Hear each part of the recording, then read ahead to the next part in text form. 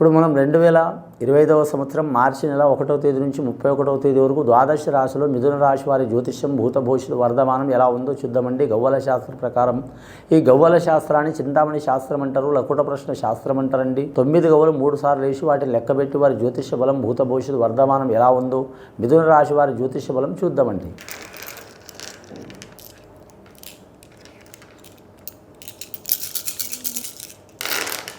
మిథున రాశి వారి జాతకంలో చూడాలంటే అదృష్ట సంఖ్య పడ్డదండి, 5వ సంఖ్య పడ్డది వారి జాతక బలానికి. తిరుగు ఉండదు వారి పేరు మీద. ఈ నెల చాలా వరకు మాత్రం చాలా రిస్క్, చిక్కులు చికాకులు వస్తాయి, కానీ అయినా సరే వారు మాత్రం వాటిని తట్టుకుని నిలబడి అనుకున్నది సాధించే అవకాశం ఉంటుంది. ఆదాయం ఖర్చు సరి సమానం ఉంటుంది.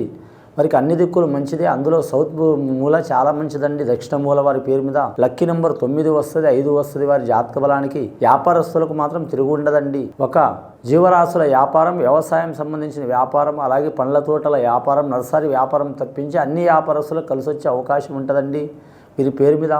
ముఖ్యంగా మాత్రం పూల వ్యాపారం, అలాగే మాత్రం వీరి జ్యోతిష బలంలో మాత్రం కూరగాయల వ్యాపారం, అలాగే మాత్రం ధనధాన్య వ్యాపారం, ఫైనాన్స్ పరంగా మాత్రం కలిసి వచ్చే అవకాశాలు ఉంటాయి. ఆకస్మికంగా శుభకార్యాలు ప్రాప్తించే అవకాశం ఉంటుంది. ఇల్లు కట్టడం కానీ పెళ్లి చేయడం కానీ ఖచ్చితంగా జరిగే అవకాశం ఉంటుంది. కళ్యాణం వచ్చినా కక్కొచ్చినా ఆగదంటారు. వీరి కాడ 100 రూపాయలు లేకపోయినా మాత్రం కనీసం 10 లక్షల కళ్యాణం చేసే అవకాశం ఉంటుంది వీరి పేరు మీద.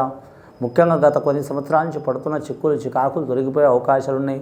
విద్యార్థులకు విద్య విషయంలో తిరుగు ఉండదండి వీరి పేరు మీద. స్త్రీలకు కావచ్చు, పురుషులకు కావచ్చు, బాలలకు కావచ్చు, బాలికలకు కావచ్చు, అలాగే మనం మతిమరుపు, చిక్కులు చికాకులు, ఇంట్లో చదువుకుంటే స్కూల్లో కాలేజీలో మర్చిపోవడం కానీ, కాలేజీలో చదువుకుంటే ఇంట్లో మర్చిపోవడం కానీ, ఇలాంటి చిక్కులు చికాకులు ఉన్నవారు మాత్రం ఖచ్చితంగా ఆ బాసర సరస్వతి దేవతకు పూజ చేయటం, విఘ్నేశ్వరుని ఆరాధన చేయటం, అలాగే మాత్రం వీరి పేరు మీద ఆంజనేయ స్వామిని ఆరాధన చేయటం, ఆంజనేయ స్వామి గుడి వెళ్ళి మామూలుగా మాత్రం అగరబత్తులు పెట్టి పాలకాయ కొట్టి మాత్రం రామరామ జయ రామరామ శ్రీరామ రక్ష సర్వజగత రక్ష అనుకుంటే వీరి మీద ఉన్న ఈ గ్రహబలాలు ఉన్నా కూడా తొలగిపోయే అవకాశాలు ఉంటాయండి. అలాగే వీరి జాతక బలానికి చూడాలంటే వాహనం కొనాలనుకునే వారికి తిరుగు ఉండదు. ముఖ్యంగా వీరు చేయకూడని పని ఏదంటే అండి, ముఖ్యంగా వీరి జాతక బలానికి మధ్యవర్తి కావటం. అవసరమైతే ఒక 10,000 ఇవ్వచ్చు, కానీ మాత్రం ఒక 1000 రూపాయలు కూడా మాత్రం మధ్యవర్తి ఉండవద్దు. అంశబలం భారీగా ఉంటుంది వీరి జాతక బలానికి.